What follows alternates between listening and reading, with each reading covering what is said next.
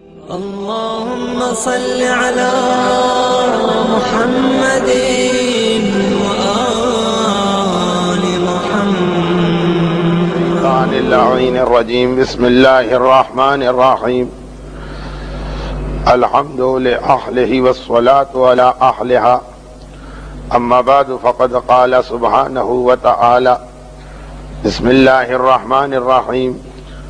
حافظوا على الصلوات والصلاة الوسطى وقوموا لله قانتين. وقال سبحانه وتعالى وويل للمصلين الذين هم عن صلاتهم ساهون والذين هم يراعون ويمنعون الماعون. ابتدائی درس میں چند لمحے صحیح، مگر اس حوالے سے کہ چونکہ آج 10 رجب کا دن ہے اور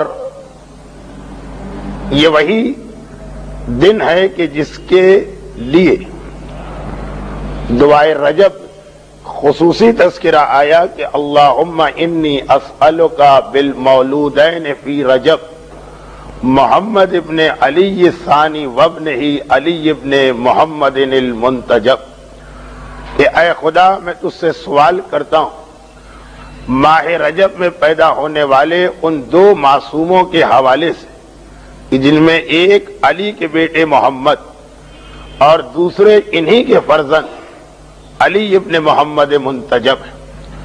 تو آج کی یہ تاریخ اس امام معصوم کی ولادت کی تاریخ ہے کہ جسے دعائے رجب میں ہمارے زمانے کے امام نے خصوصی وسیلہ بنایا بارگاہ الہی میں، اور ہمیں یہ مشق کروائی اور تربیت دلوائی کہ ماہ رجب میں جہاں تم 13 رجب کے حوالے سے مولا کو یاد کر رہے ہوگے تو فرزندان علی ان 2 اماموں کو فراموش نہ کرنا. زیادہ تفصیل میں نہیں جانا، 3 چھوٹی چھوٹی باتیں، اگرچہ مجھے معلوم ہے کہ گزشتہ درس میں بھی 3 ہی باتوں کا بیان کیا جا رہا تھا جس میں 55 منٹ لگ گئے، لیکن آج شاید 5 منٹ یا 7 منٹ.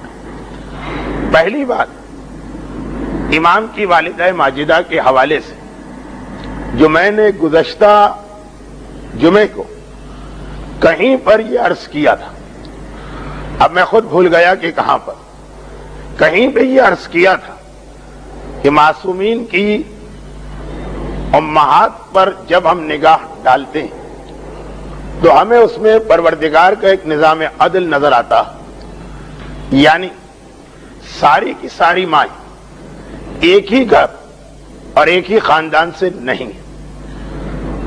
وہ ایک مسئلہ کہ معصوم کے والد وہ اسی نور کا ایک جز ہونا چاہیے، لیکن ماؤں کو خدا نے بکھیر کے رکھ دیا ساری دنیا میں.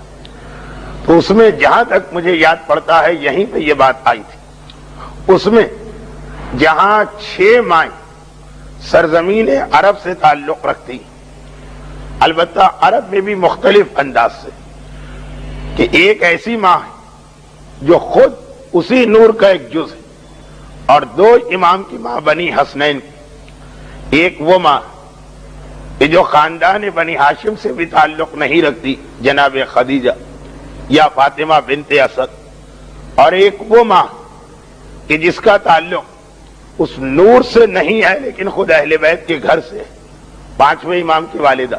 غرض یہ کہ میں تفصیل میں نہیں جا رہا ہوں کہ عرب کے علاقے سے 6 ماں، لیکن وہ بھی الگ الگ پہلو کے ساتھ، اور پھر باقی دنیا سے. امام زمانہ کی والدہ یورپ سے آئیں، 4تھے امام کی والدہ عجم یعنی ایران سے آئیں. دنیا کی 2 بڑی طاقتیں، رومن امپائر اور یہ پرشین امپائر، ساسانی سلطنت اور رومی سلطنت. اور اسی طرح گزشتہ جمعے کو 10ویں امام کی والدہ کا تذکرہ ہوا، سمانہ مغربیہ کہلاتی، جناب سمانہ جو مغرب یعنی مراکش کے علاقے سے آئیں. اور آج 9ویں امام کی والدہ کا تذکرہ، جن کے بارے میں 7ویں امام نے اپنی قید والے حج میں، جس سال امام کو قید کیا گیا تو قید کرنے سے پہلے جب امام حج کے لیے مدینے سے مکے جا رہے تھے اور اس وقت تک 8ویں امام کی شادی نہیں ہوئی تھی، تو 7ویں امام حج کے لیے مدینے سے مکے جا رہے ہیں اور مکے کی سرحد کے قریب ایک راوی سے ملتے ہیں، خاندان اہل بیت کا بہت قریبی راوی، اور اس سے یہ کہتے ہیں کہ اب میں واپس اپنے گھر نہیں پہنچ پاؤں گا، اس سفر حج میں مجھے گرفتار کیا جائے گا، اور پھر تفصیل بتاتے ہیں کہ کس طرح میرے بیٹے کی شادی سبیکہ سے ہوگی اور اسے میرا خصوصی سلام پہنچانا۔ تو علماء نے یہی لکھا کہ خصوصی سلام یا ہمیں رسول کا ملا جابر کے ذریعے 5ویں امام کو، یا 7ویں امام کا خصوصی سلام ملا یزید ابن سلیط نامی راوی کے ذریعے سے جناب سبیکہ خاتون کو۔ یہ سبیکہ نوبیہ کہلاتی ہے، نوبہ۔ قدیم زمانے میں اس علاقے کو کہتے تھے جو آج سوڈان ہے۔ تو جناب سبیکہ خاتون جو ان 9 امام کی والدہ، جن کا تعلق افریقہ کے اس ملک سے ہے کہ جو سوڈان کہلاتا، اور پھر باقی جو معصومین کی والدہ ہیں، مثلا جناب ام حمیدہ 7ویں امام کی والدہ، جن کا تعلق قبیلہ بربر سے کہ جو دریائے نیل کے اطراف میں یوگانڈا کے علاقے تک آباد ہے، وہ تو ایک تفصیل پہ تفصیل نکل جاتی ہے۔ تو پہلی بات والدہ جناب سبیکہ، اور وہ سبیکہ کہ جن کے لیے خاص سلام 7واں امام اپنے اس سفر میں کروا رہا کہ جس کے بعد پھر واپس گھر آنے کا موقع نہیں ملا، اور خود امام کا اپنا لقب تقی۔ اب یہ بحث کہ یہ لفظ تقی آخر کس لیے؟ تقی جس کے 2 معنی ہیں، اور اگر غور کریں تو آگے چل کر دونوں معنی ایک بن جاتے ہیں۔ تقی اللہ سے ڈرنے والا، تقی جسے اللہ بچا، وقا یقی توقی وقایتن، بچنا اور بچانا، تو 2 معنی، بچنا اور بچانا۔ متقی کو اس لیے تقی کہتے ہیں کہ وہ اپنے آپ کو گناہوں سے بچاتا، اور اسے بھی تقی کہا جاتا ہے جسے کوئی کسی پریشانی سے بچا۔ 9واں امام ایک خاص وجہ سے تقی کہلایا، اور جو خصوصی وجہ اس میں وہ آدھے گھنٹے کا بیان۔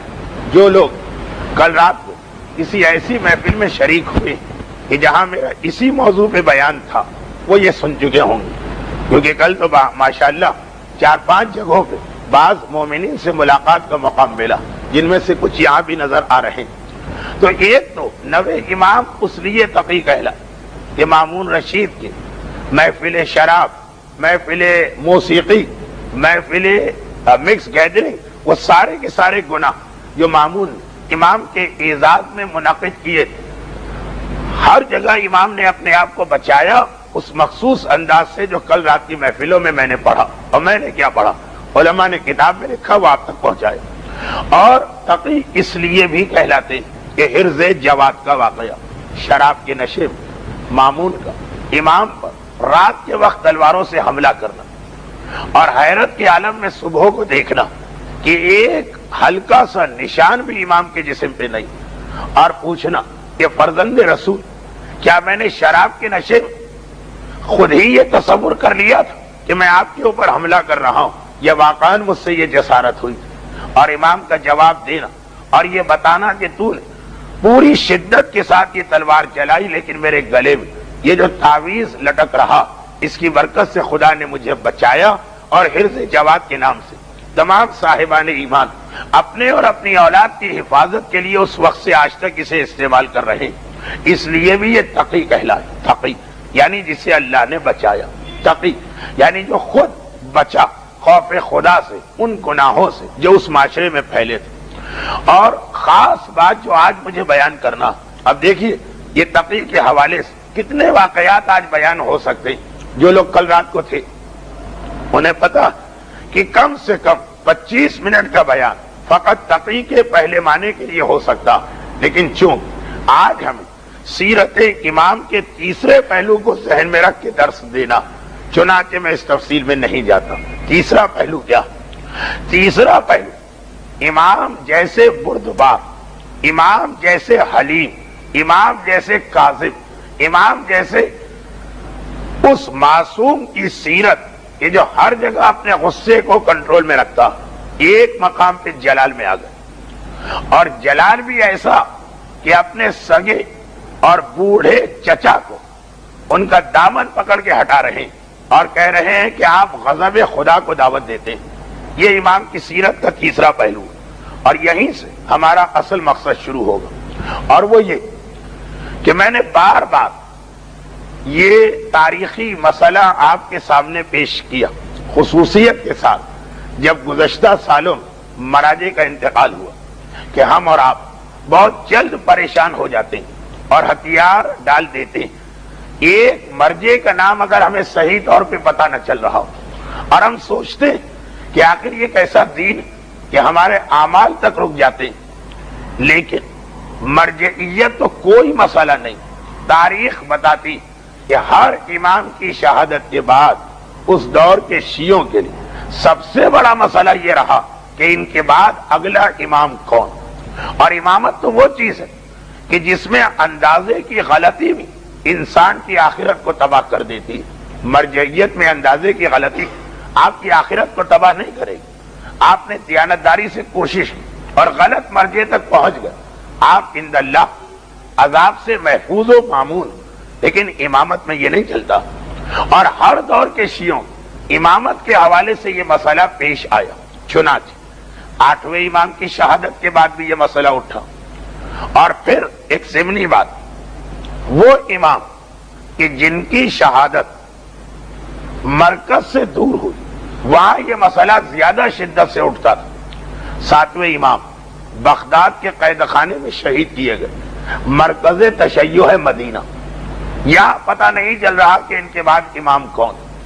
8ویں امام توس یا مرو میں شہید کیے گئے، مرکز تشیع ہے مدینہ، یہاں پتہ نہیں چل رہا کہ ان کے بعد امام کون.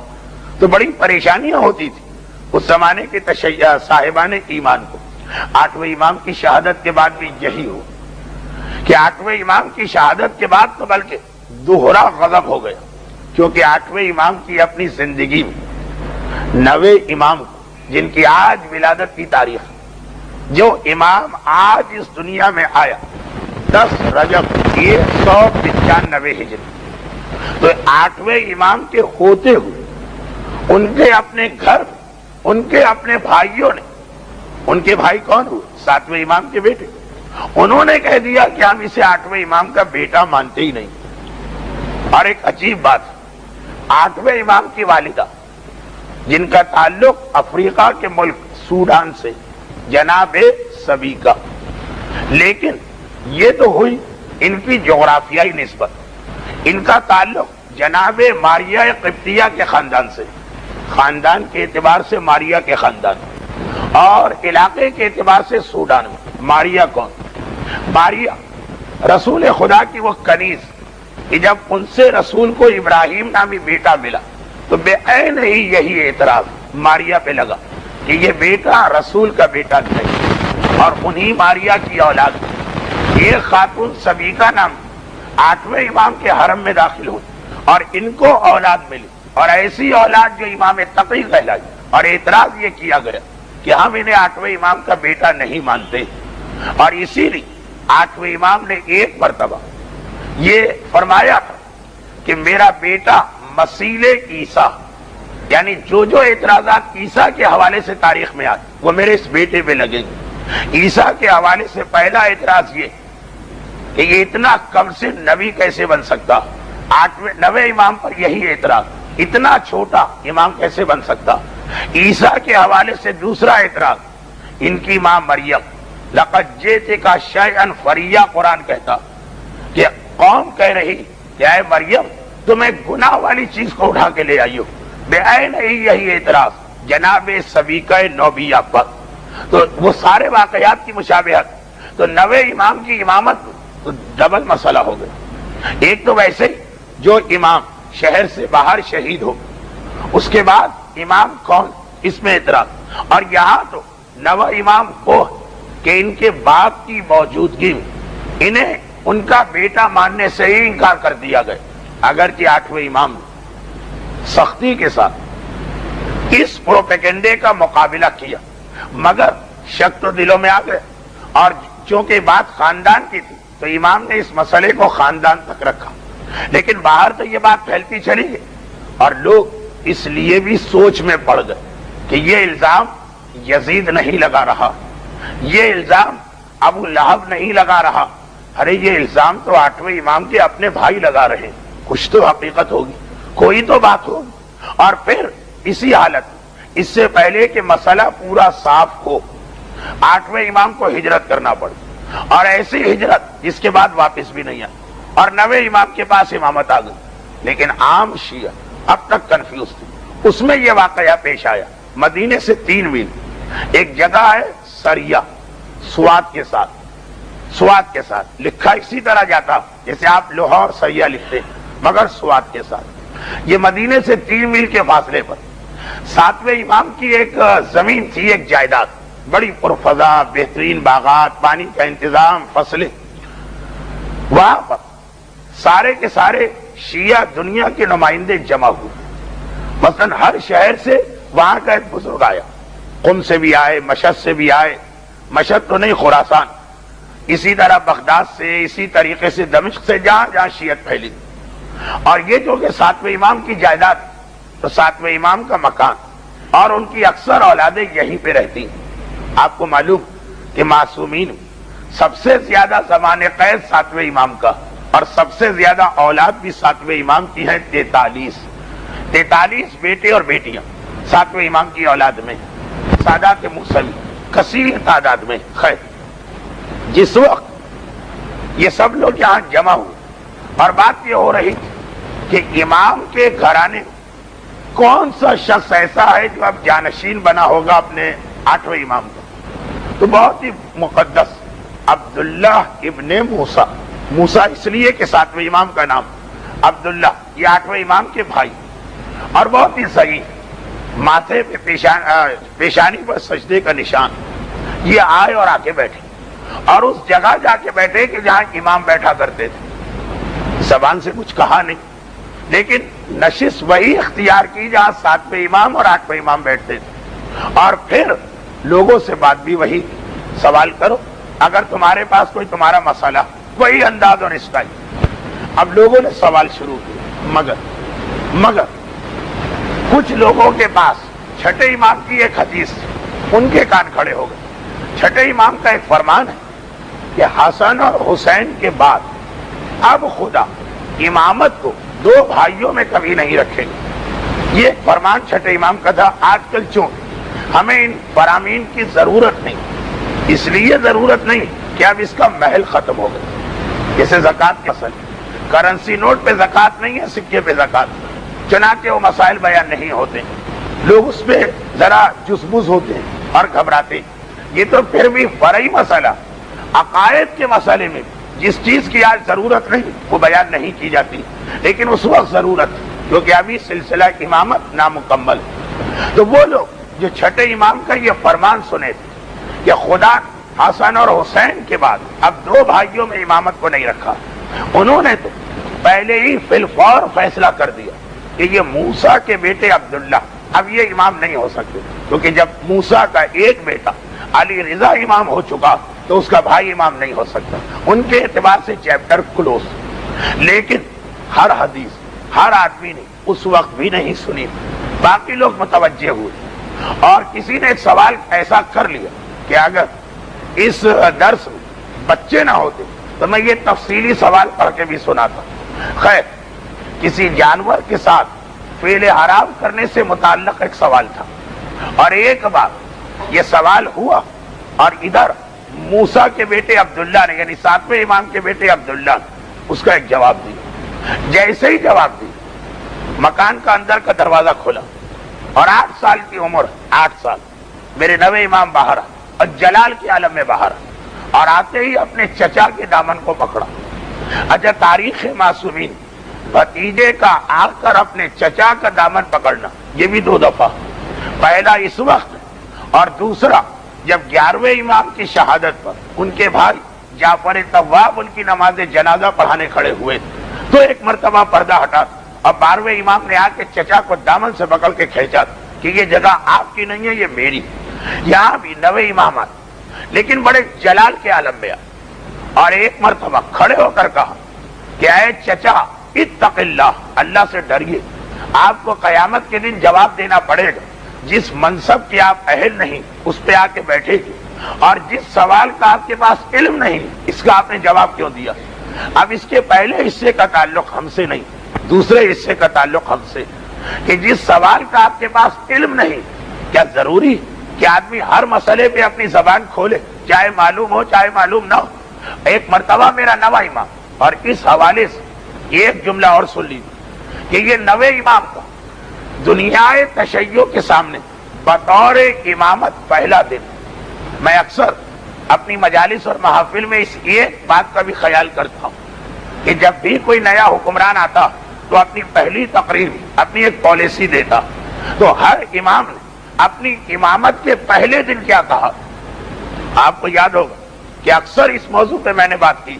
اب یہاں پر میرا نواں امام میرے چوتھے امام سے مل گیا۔ چوتھے امام اپنی امامت کا پہلا دن اور پہلا اعلان مسئلہ شرعی کے ذریعے کیا، وہ بھی اما حجاب ثابت۔ نواں امام آج پہلی مرتبہ امام بننے کے بعد عوام کے سامنے آ رہا، اور امامت کا آغاز اس سے ہو رہا کہ خبردار جو منصب تمہارا نہیں ہے اس پہ جا کے نہ بیٹھو۔ اور یہ بہت اہم جملہ آج بھی، امام نہیں ہے اپنے آپ کو امام کو، نبی نہیں ہے اپنے آپ کو نبی کو، مرجع نہیں ہے اپنے آپ کو مرجع کو، مجتہد نہیں ہو اپنے آپ کو مجتہد کو، وکالت مطلقہ کے اختیارات نہیں رکھتے اپنے آپ کو وکیل مطلق کو۔ غرض یہ کہ جملہ وہیں سے چل رہا کہ اے چچا اللہ سے ڈریے، جو منصب آپ کا نہیں اس منصب پہ آ کے آپ بیٹھے گے۔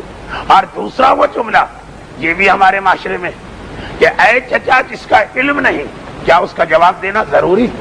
آپ کے پاس جب اس مسئلے کی معلومات نہیں تو فقط اس لیے کہ پبلک کے سامنے میری عزت باقی رہے، یہ پہلا جملہ امامت کے بعد پہلا ڈکلیریشن، یہ دو چیزیں جو منصب آپ کا نہیں ہے کبھی اس کا دعویٰ نہ کیجیے۔ اور اچھا انہوں نے دعویٰ نہیں کیا، ایک بات اور یاد رکھیے، دعویٰ نہیں کیا، امپریشن دیا، دو الگ باتیں۔ ایک آدمی اپنی زبان سے کہے کہ میں مجتہد ہوں، اور ایک زبان سے نہ کہے لیکن اس انداز سے کام کرے کہ سامنے والی پبلک کو امپریشن ملے کہ یہ مجتہد ہے۔ چنانچہ مثلاً یہ کہے کہ میں حوزہ علمیہ کا مؤسس مرجع چلاتا، اب یہ امپریشن، اس میں زبان سے کوئی بات نہیں ہوئی۔ اسی طریقے سے انسان فتوے دینا شروع کرے، اجتہاد نہیں، تو اب یہاں موسیٰ کے بیٹے عبداللہ کبھی بھی نہیں کہا میں امام، مگر بیٹھے اس جگہ پر اور زبان اس طرح سے کھول لی، تو نواں امام پہلا دن امامت کا دو چیزوں کا اعلان کر رہا۔ اور اس کے بعد عبداللہ کے بیٹے موسیٰ، چچا، سگے چچا ہیں اور بڑے چچا، عمر کا فرق یعنی تقریباً یہ 8 سال، تو وہ کم سے کم 60 یا 70 سال عمر کا فرق، لیکن جب حق کی بات آتی تو اس میں یہ فرق نہیں دیکھا جاتا۔ ایک مرتبہ انہوں نے پلٹ کے صفائی پیش کی، کبھی صفائی بھی آدمی پیش کرتا، کہا کہ اے بھتیجے تم تو تھے بھی نہیں جب میں نے اپنے بھائی سے جو امام برحق یہی مسئلہ پوچھا تھا، اور اس نے مجھے وہی جواب دیا جو میں نے اس کو دیا۔ اب اپنے غلط جواب کے لیے اس آدمی کی پناہ تلاش کی جو اس وقت جواب دے نہیں سکتا۔ 8ویں امام کا نام لیا۔ اب یہاں کہاں سے 8ویں امام آئے کہ یہ ثابت ہو جائے کہ یہ جھوٹ بات کر رہے کہ سچ بات کر رہے؟ کہا میں نے تو خود اپنے 8ویں امام سے یہ مسئلہ پوچھا تھا، یعنی ان کے بھائی 8ویں امام، انہوں نے یہ جواب دیا۔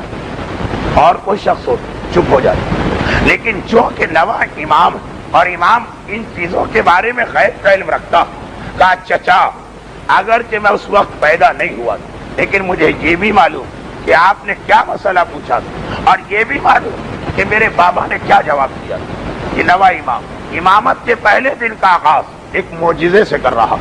مجھے معلوم کہ میرے بابا سے کیا سوال پوچھا گیا اور انہوں نے کیا جواب دیا۔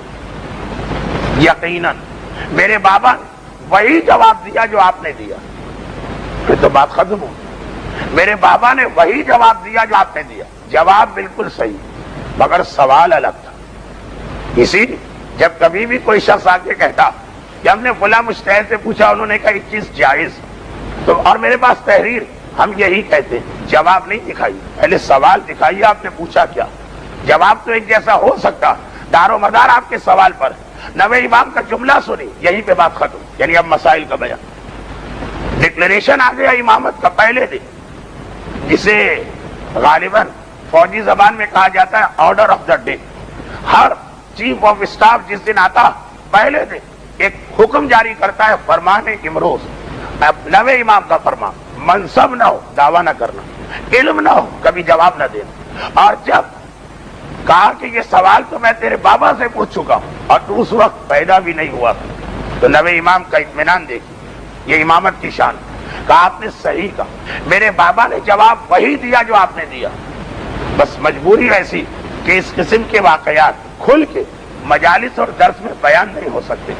اس کے لیے آپ کو کتابیں پڑھنا پڑیں گی, کیونکہ بچے بچیاں مرد عورتیں سب ہوتے. کہا کہ جواب ایک ہے, سوال الگ تھا.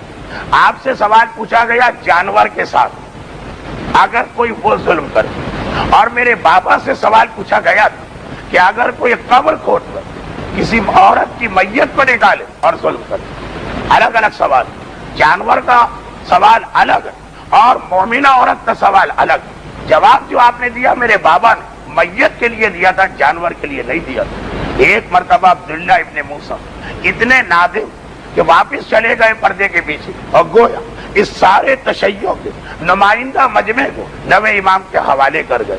لیکن خیر وہ تو واپس چلے گئے. ہمارے ہاں ایسے ڈھلائی والے بھی ہیں کہ غلط دعوے کرتے ہیں اور اس کے بعد اس پہ اڑ جاتے ہیں, اور اگر کوئی ان کو ان کی غلطی بتائے تو سامنے والے کو دھمکیاں ملتی ہیں. عبداللہ ابن موسیٰ نے کوئی دھمکی نہیں دی, شرمندگی کے ساتھ چلے گئے. اس اعتبار سے ہمیں پھر بھی یہ غنیمت لگی. مگر نوے امام کا جملہ یاد رکھیے, علم کے بغیر بولنے کی ضرورت نہیں, اور فقط اس لیے کہ تم نے کسی عالم سے ایک مسئلہ سنا ہوا یہ نہ سمجھنا کہ دوسرا مسئلہ بھی ایسا ہی ہوگا.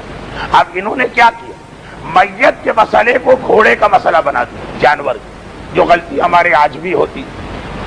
سونے پہ زکوٰۃ ہے کا پیپر کرنسی پہ بھی ہونا چاہیے, وہ الگ یہ الگ. مگر آج تشیع کا ایک بہت بڑا طبقہ اس مسئلے سے غیر مطمئن کہ یہ کیا فتویٰ ہے کہ کرنسی کے اوپر زکوٰۃ نہیں ہوتی, اور دلیل کیا لاتے ہیں. بھئی آپ کرنسی پہ زکوٰۃ کو واجب سمجھ رہے ہیں, دلیل کیا, کوئی آیت.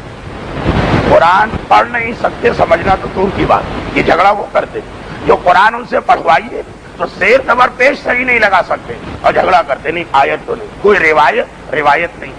پھر کیوں آخر آپ اچھلے جا رہے ہیں کہ کاغذ کے اوپر بھی زکوٰۃ ہونی چاہیے.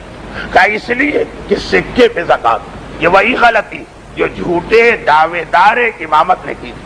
دو الگ الگ مسئلے, کاغذ الگ چیز اور کرنسی الگ چیز. آپ لوگوں کے سامنے زبان کھولنا ہی جسارت. کس مسئلے میں, فقہ کے مسئلے میں نہیں بلکہ اکنامی کے مسئلے. آپ میں سے ہر ایک کا شعبہ یہی, آپ تو پیدا ہی ہوتے ہیں اس ماحول کے اندر کہ جہاں روپیہ پیسہ روکڑا بزنس کمرشل ٹریڈنگ یہ سب ہوتا. لیکن پھر آپ کے علم میں ہوگا کہ پیپر کرنسی کوئی زیادہ پرانی چیز نہیں. صحیح معنوں میں اسی 20ویں صدی کے شروع میں, جو ابھی حال ہی ٹائمز نے اپنا ایک خصوصی ایڈیشن نکالا تھا کہ 20ویں صدی کا شروع کیا ہے اور آخر کیا ہے, تو کرنسی کے حوالے سے اس میں ایک سیکشن تھا. اب نہ میری انگلش, نہ میں انگلش سمجھ سکتا ہوں اور نہ اکنامکس, دونوں چیزیں مجھے نہیں آتی. اور مسئلہ ہی نہیں دونوں چیزوں کا, انگریزی میں اکنامکس کا مسئلہ لکھا ہوا تھا. لیکن تھوڑا بہت جو کسی نے سمجھایا وہ یہ تھا کہ 20ویں صدی کا آغاز پیپر کرنسی سے ہوا اور اس کا اختتام پیپر کرنسی کی موت پر ہوا.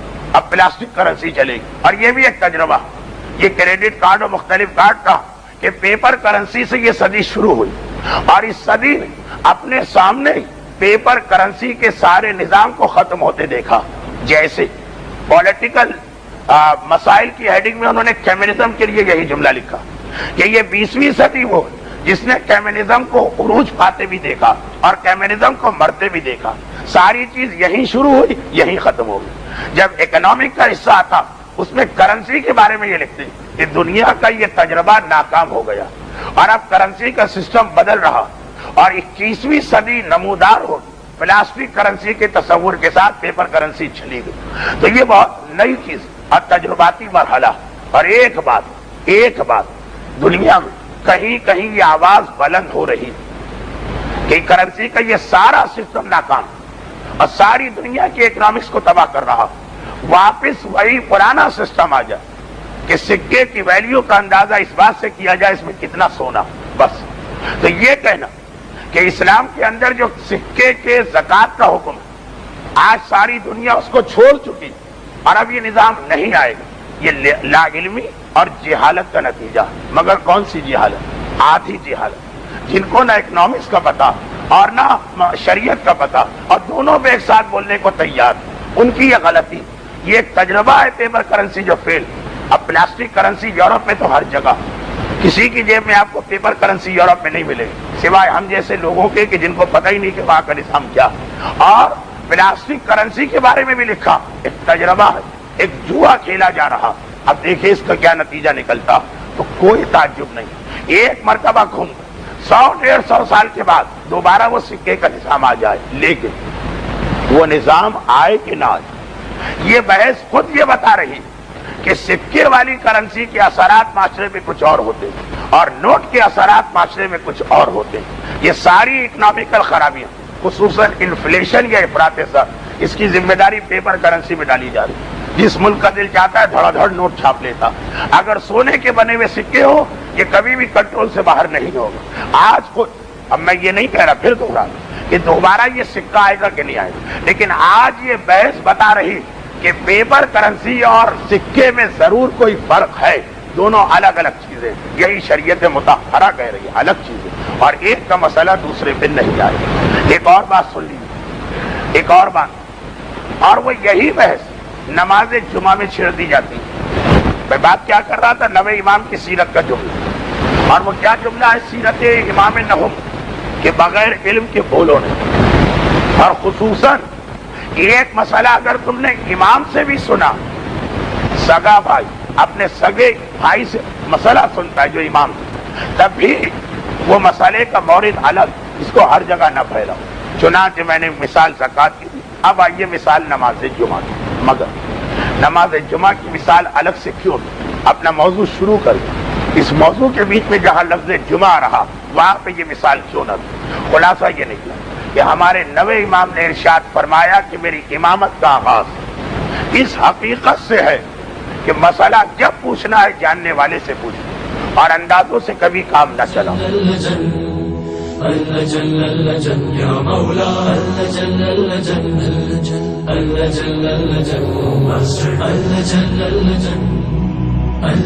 يا صاحب السماء اللجن